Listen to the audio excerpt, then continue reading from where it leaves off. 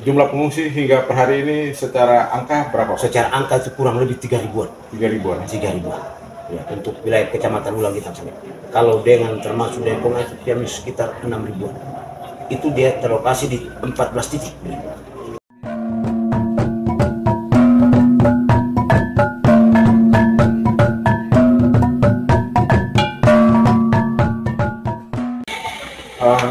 Assalamualaikum warahmatullahi wabarakatuh. Waalaikumsalam. Salam sejahtera untuk kita. Salam sejahtera. Jumpa lagi bersama saya Bebe dan Tobi di channel podcast Aku Nusa Tadon. Dan kali ini saya diberi kesempatan oleh Bapak dan Ramil Kecamatan Ulang kita, Bapak Ismail Batuloli, untuk kita obrol-obrol, bincang-bincang soal penanganan bencana Gunung Lotobi. Dan senang sekali Pak hari ini sudah memberikan waktu untuk kita ngobrol. Untuk sebelumnya Bapak Ismail, Pak dan Ramil bisa menyapa dulu ke para pemirsa atau penonton setia sahabat podcast Aku Nusa Tadon. Silakan. Terima kasih beliau dari Podcast Nusa Tadon. Terima kasih teman-teman semua saudara-saudara kita yang bisa melihat secara live untuk wawancara kami dengan beliau dari Podcast Nusa Tadon. Kami bisa memberikan gambaran sedikit tentang kejadian awal itu tanggal 23. Pada tanggal 23 itu dia hanya erupsi biasa. Dan itu dia belum mengeluarkan abu panas. Puncaknya adalah tanggal 31 pas pergantian tahun. Jadi setelah 1 minggu ya? Ya, setelah 1 minggu itu di tanggal 31 itu ada gemuruh. Menjelang malam tahun baru. Menjelang malam tahun baru. Pada saat pergantian tahun. Sekitar pukul 12.30 itu saudara-saudara kita yang dari Duang dan Bawah Latang. Karena posisi mereka pas di bawah kaki gunung.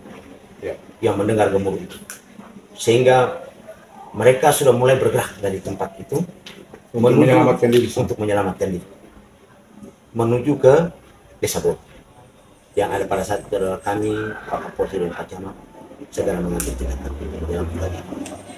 Yang pertama adalah saya tempatkan mereka adalah di kantor camat. Kemudian sudah kami siapkan tenda. Jadi kami siapkan tenda, termasuk SD juga kami gunakan fasilitas. Kemudian CU, termasuk Polsek dan Koran. Prinsip kami adalah yang pertama adalah menyelamatkannya. Jadi teman-teman pada saat malam hari itu semua serba kebingungan dengan situasi yang seperti itu. Jadi kami cepat mengambil tindakan itu karena awal-awal itu kami sudah persiapkan. Titik kumpul pertama adalah kantor camat. Yang kedua adalah di perbatasan. Jadi ketika ada gemuruh atau terjadi letusan itu, kami sudah sampaikan ke warga. Daerah yang direkomendasikan adalah yang pertama adalah Desa Dulipali. Kemudian Kelatan Lom, Kokeng Jaya, Duang dan Bawah Latang itu di Desa Nawakota. Nah itu yang desa-desa yang harus segera dilakukan evakuasi. Prioritas itu Pak. Dievakuasi karena daerah itu zona merah.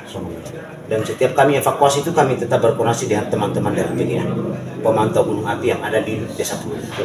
Nah, pada saat tanggal 9 itu gemuruh semakin sudah mulai keluar lahar. Jadi tingkat eskalasinya mulai meningkat karena sudah mulai keluar lahar dan pijar dan abu panas.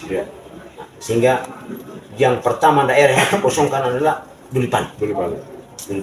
Pada malam masuk kecamatan. Dia masuk kecamatan Ilebura. Kemudian Duang Bawah Latang pada saat malam itu juga kami dan teman-teman dari kepolisian gabungan kami mengevakuasi ada dua warga. Yang satu adalah seorang ibu-ibu yang sudah tidak bisa bergerak, hanya di tempat tidur dan buang kotoran itu. Dan malam itu harus kami evakuasi karena situasi dan kondisi apapun yang terjadi harus kami evakuasi. Itu adalah bentuk perhatian kami terhadap keluarga-keluarga kita yang ada di daerah Sungai. Di tahap proses mengevakuasi warga ini, tentu yang paling harus diperhatikan itu adalah ibu-ibu hamil, anak-anak atau lagi menyusul lansia dan juga disabilitas itu juga prioritas. Dan penanganan sejauh ini untuk klasifikasi warga yang ditangani seperti itu kondisinya bagaimana, Pak? Pada saat itu kami utamakan anak ibu hamil seperti Bapak bilang tadi, hamil kemudian anak-anak. Anak-anak ini kami tempatkan pertama adalah kami khususkan di polsek, termasuk yang lansia. Sebagian juga kami tempatkan di CU, karena ketika di sana penuh maka sebagian kami di CU, dan sebagian juga di rumah saya sendiri karena situasi dan kondisi. Kami melihat bahwa anak-anak kita ini aduh kasihan, sehingga kantor pun sampai dan hari ini pun kami masih tampung fungsinya, termasuk teman di polsek. Nah, jadi termasuk yang disabilitas juga sebagian juga kami siapkan ruangan di SMP, dengan termasuk SDK kami yang harus kami siapkan karena memang situasi kondisi yang begitu panik sehingga warga belum pernah merasakan hal itu. Ya. Kemudian bahwa ya situasi bencana memang kita juga perlu meresponnya lebih cepat. Atau teman-teman sudah melakukan tanggap darurat ini. Sejauh ini banyak media teman-teman datanya juga kadang simpang siur. Barangkali kita bisa memperoleh informasi real dari Pak Ramil dengan teman-teman yang berkolaborasi baik Badan Penanggulangan Bencana daerah, provinsi maupun pusat, bahkan dengan teman-teman Polri dan para pihak NGO dan seluruh yang membantu di sini, sehingga memiliki satu informasi yang sama.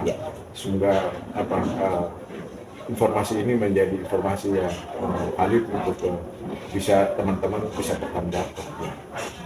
Jadi untuk informasi sebenarnya itu kan seharusnya itu kan didapat dari kami. Betul. Nah, jadi ya seperti saya sampaikan tadi bahwa ketika hari pertama itu terjadi letusan itu memang hanya kami Forkopimda saja. Forkopimda. Ketika berjalan itu mulai bantuan sudah masuk di hari ketiga. Hari ketiga itu teman-teman NGO dari semua elemen itu luar biasa beliau memberikan bantuan. Dari awal sampai sekarang ini kami menerima bantuan itu dari teman-teman itu ada sekitar lebih 100, termasuk relawan-relawan yang masuk, dompet duafa juga banyak membantu kami. Nah, jadi ketika hari ketiga itu dari Pemda sudah menurunkan dari DPD, termasuk teman-teman dari Direktorat untuk membantu kelancaran administrasi. Setiap barang masuk itu kami buatkan berita acara, dan begitu barang keluar pun ada berita acara, dan kunci gudang logistik pun saya sendiri yang memegangnya untuk pengamankan itu untuk pengamanan. Ya, baik, Pak. Oke, soal logistik teman-teman mengontrol dan mengaturnya untuk pendistribusian lebih tertib begitu. Jumlah pengungsi hingga per hari ini secara angka berapa, Pak? Secara angka itu kurang lebih 3.000-an. 3.000-an. 3.000-an. Ya, untuk wilayah Kecamatan Ulang kita saja. Kalau dengan termasuk Depok itu kami sekitar 6.000-an. Itu dia terlokasi di 14 titik. Di 14 titik. Kalau untuk Kecamatan Ulang kita yang Bapak mereka tangani di sini ada berapa posko pengungsian yang tertangani? Posko pengungsian yang tertangani yang pertama adalah satu di Polsek. Itu satu Polsek, kemudian SMP, kemudian SDK Kemiri, CU, kemudian di Koramil, dan ada juga sebagian di mandiri di keluarga yang terdampak. Nah, yang mengungsi mandiri tetap dijangkau juga, Pak? Tetap kami jangkau. Jadi kami kemarin rapat dengan kepala desa, semua kepala desa. Jadi semua warga yang mengungsi masuk di desa itu maka minta tolong Bapak Desa untuk didata semua. Dari umur lansia, balita, ibu hamil berapa orang. Sehingga kami sudah berkoordinasi dengan mereka. Ketika ada kebutuhannya, maka kami akan mendorong. Dan posko utama akan mendorong. Yang pertama adalah Nilak Nohe, satu desa. Kemudian Pululera. Kemudian Borukedang. Kemudian Hewa. Nah, itu kami tetap drop. Kami drop per 2 hari. Jadi itu ada sebagian warga yang melakukan mengungsi secara mandiri itu di rumah-rumah keluarga, termasuk sampai di Hewa. Iya, sampai di Hewa. Jadi Hewa itu kami berikan mereka logistik mentah. Mereka proses ini. Kalau yang untuk di Desa Boru ini, kami semua mereka makannya di dapur umum. Berapa dapur umum? Dapur umum kami di sini ada 2. Jadi teman-teman Brimob itu di CU Mereka melayani sekitar 325 orang. Nah, kalau di sini kami sekitar 1.260. Lain yang di rumah-rumah. Nah, di rumah-rumah yang kami ada berapa? Ada sekitar 28 titik rumah yang dengan berbagai apa namanya, kakak. Jadi satu rumah ada 4 kakak, ada 5 kakak. Hingga hari ini, kalau tidak salah informasi yang kita terima itu tanggap darurat waktunya sampai darurat, tapi informasinya diperpanjang, Pak. Ya, betul. Sampai tanggal Rencana tanggal 31. 31. Ya. Kesiapan sampai tanggal 31 seperti apa? Jadi kami menguraikan sedikit, mulai dari tanggal 1 itu ditentukan tanggal darurat sampai tanggal 14. Tapi karena kami berkoordinasi dengan PGA, pengusaha pemantau gunung api, itu diperpanjang. Kan eskalasi makin meningkat, tingkat tremor semakin meningkat, sehingga diperpanjang lagi. Diperpanjang lagi tanggal 24 ini. Tanggal 24 ini kemarin sudah rapat, diperpanjang kami lagi 1 minggu lagi ke depan sampai tanggal 31. Karena kami tidak bisa mengintervensi pengamat gunung api. Ya, betul. Karena mereka berbicara punya apa? Otoritas sendiri. Kewenangan sendiri. Nah, jadi untuk logistik itu kan masih bisa siap untuk 1 minggu ke depan. Dari Pak Penjabat Bupati juga, beliau juga sudah siapkan 100 ton beras. Nah, jadi kalau seperti teman-teman lihat logistik yang ada ini, untuk bahan pokok itu seperti beras, kemudian indomie, ikan kering, termasuk telur itu 1 minggu depan masih bisa kuat. Saya lihat kebutuhan sayur mayur juga sudah mulai dibantu oleh teman-teman dari instansi teknis pertanian juga. Teman-teman dari pertanian juga sudah 2 kali ini beliau. Kami juga sempat kelakar dengan dari Kadis Pertanian, beliau kalau datang ya bantu kami sayur lah, karena kondisi tanaman sayuran yang ada di Kecamatan Lodernang sudah karena tidak layak untuk dikonsumsi. Tidak layak untuk dikonsumsi. Terus teman-teman dari Bajawa juga sempat mengirim sayur juga ke sini. Nah, kurang lebih hampir 1 bulan ini warga pengungsi berada di camp-camp pengungsian. Bagaimana situasi perkembangan kesehatan mereka? Kalau perkembangan kesehatan mereka yang awal itu mereka hanya kena ispa. Kemudian Akibat abu belerang itu dia. Jadi kami semua diwajibkan pada saat itu menggunakan semua masker. Kemudian berjalan karena kondisi mereka ada sebagian juga di lantai, sehingga peralatan tikar dan kasur juga terbatas. Kalau kami hanya menerima bantuan saja, jadi kami mencoba menrok sebelumnya yang ada di sini, kita menrok, cuma karena kondisi fisik maupun barangkali tidak stabil, sehingga ada juga yang demam, flu, artinya penyakit-penyakit yang tidak terlalu berat. Dan kami juga mendirikan posko kesehatan untuk pelayanan kesehatan lapangan. Apabila kalau berat maka ada puskesmas yang dekat.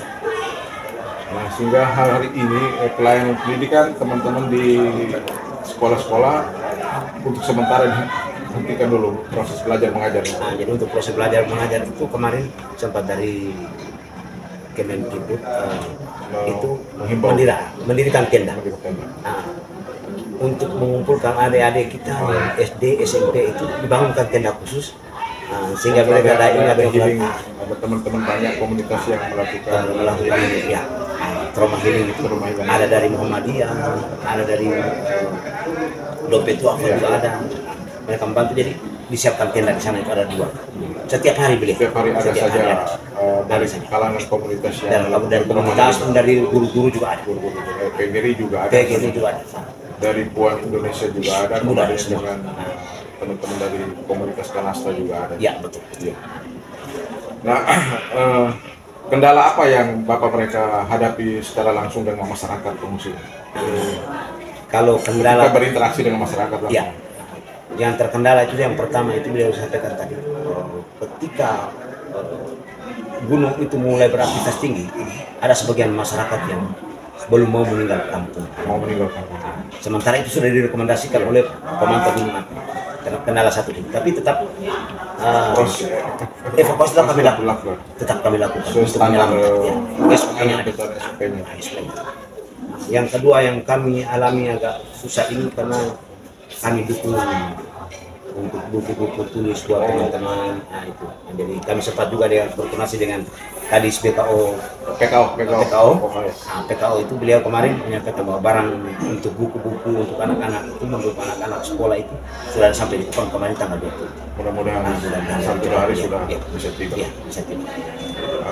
Selain upaya-upaya penanganan bencana sesuai manajemen penanganan bencana, kita di Lamaholo juga punya basis budaya dan informasi bahwa para pemangku adat pun juga sudah melakukan proses ritual adat dan bagaimana perkembangan pasca dilakukan ritual. Barangkali Pak Danramil punya informasi soal itu. Jadi saya sampaikan tadi yang orang tua yang kami evakuasi malam itu sebenarnya tidak mau bergeser dari tempat itu karena beliau yang biasa melakukan ritual itu. Alhamdulillah ketika proses ritual adat itu mulai dari tanggal 6 sampai tanggal 9. Sampai dengan saat ini belum ada korban jiwa satupun. Nah, itu yang kita syukurkan. Memang ada sebagian tanaman masyarakat yang kena lahar yang keluar karena aktivitas gunung itu, tapi sampai yang saat ini belum ada korban jiwa. Jadi kami bisa nyatakan bahwa pengungsi kita ini masih dalam keadaan normal, hanya terganggu psikis sedikit karena memang secara manusia. Baik Pak Danramil, terima kasih banyak informasinya soal penanganan bencana erupsi Gunung Lowatobi. Mudah-mudahan di perpanjangan waktu tanggap darurat ini teman-teman bisa maksimal dan kita berharap peristiwa ini segera berakhir supaya kehidupan masyarakat kembali seperti biasa normal. Terima kasih Pak. Oke, terima kasih beliau. Salam hormat buat teman-teman dari Poskes. Mudah-mudahan sukses selalu. Oke. Terima kasih banyak. Ya. Salam. Oke.